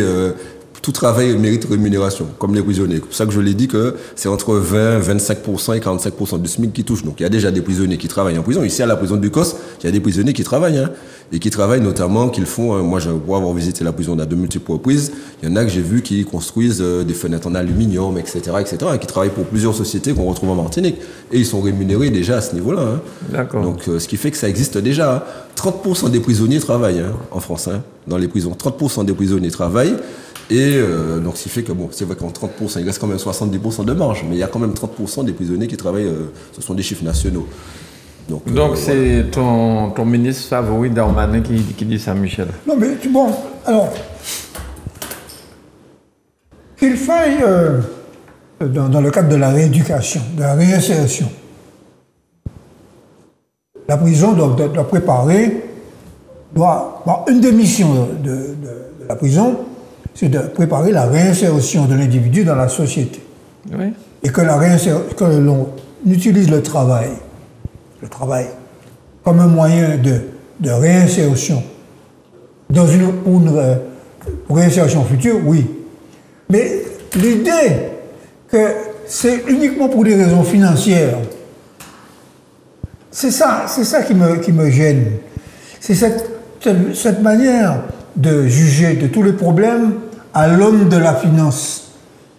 Alors, le problème de fond, c'est pourquoi ces gens sont en prison. Pourquoi sont-ils en prison? Pourquoi Parce qu'ils ont commis un délit ou un crime. Pourquoi il y a tant de narcotrafic? Pardon? Pourquoi est-ce qu'ils ont commis des délits? Et pourquoi y a-t-il tant de narcotrafic? C'est ça le problème. Le véritable problème qui devrait se poser, M. Darmanin, c'est ça. Quelle éducation on donne à la jeunesse pour qu'elle ne sombre pas dans l'argent facile? Absolument. Parce que la drogue, c'est l'argent facile. Absolument. C'est ça le problème. Alors, il devrait se poser d'abord ces questions-là. Maintenant, ceci dit, qu'on est là, on enregistre le nombre, qu'il y a plus que 30%, 50%, voire 70% de gens qui, en prison, exercent une activité de travail, moi, ça ne me gêne pas. Non, mais là, il a dit qu'il veut les faire payer, qu'ils travaillent ou non. Hein. Il veut les faire payer. Il veut les faire payer. Rappelons qu'il y a des prisonniers, et d'ailleurs, c'est un peu le système un peu paradoxal. C'est-à-dire qu'un prisonnier, il y a des prisonniers qui sont considérés comme des prisonniers, entre guillemets, pauvres, c'est-à-dire qu'ils ont moins de 50 € par mois. Et les prisonniers qui ont moins de 50 € par mois, l'État peut leur verser, en fonction de leur demande de ce qu'ils font, 30 € par mois. Donc, ce qui fait que... Raphaël, ton opinion sur ça? Oui, mon opinion, c'est que vous aurez remarqué que nous sommes face à une surenchère verbale en matière de propositions parce que les élections présidentielles approchent. Bon, Darmanin, nous savons que Darmanin est candidat, mais avant lui, il y a Bruno Retailleau. Avant lui, il y a eu, entre-temps, il y a eu Wauquiez qui parlait de Saint-Pierre-et-Miquelon. Philippe. Édouard Philippe. Non, c'est Laurent Wauquiez. Laurent Wauquiez. Non, mais je parle d'Édouard Philippe. Édouard Philippe. Donc nous sommes face à une surenchère. Qui est d'ailleurs en tête dans les sondages. Oui, qui est en tête dans les sondages. Face à une personne d'extrême droite, un candidat d'extrême droite, bon, ce sera un peu compliqué pour nous, je l'avoue. Donc, on est dans la surenchère. Et dans ton sommaire, tu avais proposé, effectivement, la proposition de Darmanin concernant la confiscation des téléphones portables des consommateurs de cocaïne, enfin, en tout cas, de produits stupéfiants. Là encore, c'est une proposition qui est un peu cosmétique, enfin, homéopathique, je dirais, pour rester dans le machin, tout simplement parce qu'il faut faire des propositions. Bon, là, moi, je trouve que c'est... Non, mais sur la confiscation des téléphones, c'est quand même avec les téléphones portables que les gars continuent à gérer leur business d'ailleurs. Oui, mais tu imagines bien que... Moi, ce que j'aurais souhaité, c'est que Darmanin me dise il y a plus de 30, voire 40% de la drogue qui vient des Antilles, la Guadeloupe, la Martinique. 70%. Bon, il y a des mules qui sortent en masse de Guyane. Bon, on va faire quelque chose à ce niveau-là. Depuis plus de 15 ans, nous réclamons des radars, nous réclamons des moyens supplémentaires pour lutter contre le narcotrafic. Rien ne vient. On nous a promis, effectivement, une installation de radars ici, d'ici au mois de juin. Mais je demande à voir. Enfin bon, Mathieu va peut-être nous en dire quelque chose. Mais j'aurais aimé qu'on s'attaque à ces gens-là, à ces gens-là qui sont les chantres du narcotrafic. On va prendre un petit dealer ou un petit jeune de la Martinique qui s'est laissé séduire par une proposition, etc. Les petites mules là, les petites jeunes filles qui partent de Guyane pour aller à Paris, qui ingèrent effectivement quelques boulettes de cocaïne, c'est pas ces gens-là qui devraient être la cible. La cible, c'est les gros bounets là qu'on n'arrive pas à tenir. C'est ça. Donc nous avons besoin de moyens, nous avons besoin de possibilités pour pouvoir lutter contre le narcotrafic ici en Martinique. Nous exigeons de l'État français qu'il s'en occupe, d'autant que la France est concernée parce que le circuit, c'est la Colombie, enfin en tout cas l'Amérique du Sud, la Martinique, la Guadeloupe, la Guyane, vers l'Europe et singulièrement vers la France. Donc c'est ce dont il devrait s'occuper à mon avis. Voilà. Très bien. Karine, pour terminer. Je suis parfaitement d'accord avec le fait que la France ait un devoir de garantir la sécurité de ses administrés, y compris dans l'outre-mer. Et moi aussi, j'aurais préféré que Gérald Darmanin prenne ses responsabilités en considérant davantage l'humain que les chiffres, parce qu'il y a quand même des situations qui sont suffisamment différentes par rapport aux différentes personnes qui sont incarcérées pour ne pas généraliser et puis penser qu'on peut juste tirer profit de la présence de ces gens-là en prison comme on tire profit de chaque administré en France, à l'extérieur des prisons aussi. Alors, moi, j'entends aussi que les gens disent que dans les prisons, les gens sont mieux lotis que les gens qui sont dans les EHPAD. Bon, ça, c'est des bêtises. Ce ne sont pas des bêtises, Michel. Les gens le disent. Pourquoi tu dis que ce sont des bêtises? C'est un argument. C'est un argument qui vaut ce qu'il vaut, Oui, mais c'est une réalité. Ce n'est pas parce que les gens disent que c'est vrai. Ah ouais. Mais oui, c'est comme tout à l'heure. C'est pas parce que les gens disent que les prix ont augmenté qu'ils ont augmenté. Bien. Allez. Merci beaucoup. Mais la péréquation existe. Hein. Merci beaucoup pour... Non, si tu permets, je veux juste rajouter, ça sera rapide. Je reçois un communiqué de presse parce qu'il y a hier un projet de loi, un projet de loi qui a été adopté à la fois par l'Assemblée nationale et le Sénat, lutte contre le narcotrafic. Mais comme je viens de recevoir ça, je n'ai pas encore lu. Donc, je pense qu'on va revenir sur ce sujet. Il y a quelque chose qui a été adopté, une loi a été adoptée. Oui, tout à fait. Oui, définitivement adopté. On en a déjà parlé. Voilà, définitivement. Il y a eu le veille. Ouais, il y a eu la navette. Il y a eu la commission mixte qui a été mise en place entre l'Assemblée nationale et le Sénat. Là, la loi a été définitivement adoptée, mais il y a beaucoup de parlementaires des pays dits des Outre-mer qui ne l'ont pas voté en disant que c'est... Il n'y a rien spécifiquement concernant nos territoires, parce que c'est ce qu'on avait dit ici. Tu vois, c'est ce dont nous venons de parler. Bon, évidemment, nous sommes oubliés comme d'habitude, quoi. Donc, Alors que l'origine du problème, on la connaît. En tout cas, merci beaucoup à tous les quatre. Nous avons commencé en retard, mais on a rattrapé tout le temps en vol. Hein. Ça nous fait 1h30. En tout cas, merci à toi et puis au 1er mai à l'ensemble des travailleurs. Ah oui, mais c'est vrai, ça. Demain, mais oui, demain nous défilons. Nous défilons. Bon 1er mai à l'ensemble des travailleurs martiniquais. Ouais. Alors, avec le drapeau martiniquais rouge, vert, noir. Mais tu avais un sujet concernant effectivement la fermeture, enfin l'ouverture des établissements. Oui. Le 1er mai, les boulangers, les fleuristes qui sont concernés aujourd'hui, mais demain ce sera tout le monde qui sera concerné, très certainement. Oubliant que le 1er mai, c'est une lutte acharnée des travailleurs et des travailleuses Et des pour droits obtenir sociaux. ce jour-là. Mais les gens qui travaillent, ils sont payés double, hein, je crois. Ceux qui acceptent de travailler. en C'est ce général, qui se dit, mais est-ce que c'est vrai? C'est ce qui se dit. Il se dit que c'est sur la base du Non, mais volontariat, etc. c'est une brèche. C'est une brèche dans le principe du repos. Les travailleurs ont besoin. Elle disait tout à l'heure que les professionnels de santé travaillent plus de 50 heures par semaine. Bon. Les travailleurs de la santé, comme tous les travailleurs, ont besoin de se reposer. Non, et mais là, notamment le 1er mai. Là, il faut qu'on s'arrête là. On a dépassé déjà de beaucoup. Mais beaucoup de personnes profitent du 1er mai pour aller à la plage, pour se descendre. Mais pourquoi Bien pas? se Oui. détendre, oui. Et une pensée à tous ceux qui travaillent et qui souffrent de leurs conditions de travail Ben oui. et qui arrivent à la retraite esquintés quand ils ne sont pas déjà morts avant. Ben, dis Tout donc. à fait. Ouais, c'est douloureux tout ça. Allez, bon 1er mai. Bon week-end. Bon 1er mai, et puis merci. Ça fait un long week-end en fait. C'est un long Encore week-end. une fois, oui, c'est un long week-end. Mais bon, Il y en a c'est- plusieurs Pour ceux ce qui font mois-ci. le pont. Oui. Merci beaucoup Michel, Raphaël, Mathieu Merci et à toi. Karine. Merci, Merci beaucoup. beaucoup. Merci à Grégory, merci à vous chez vous de nous avoir suivis. À bientôt sur Zouk. Bye bye.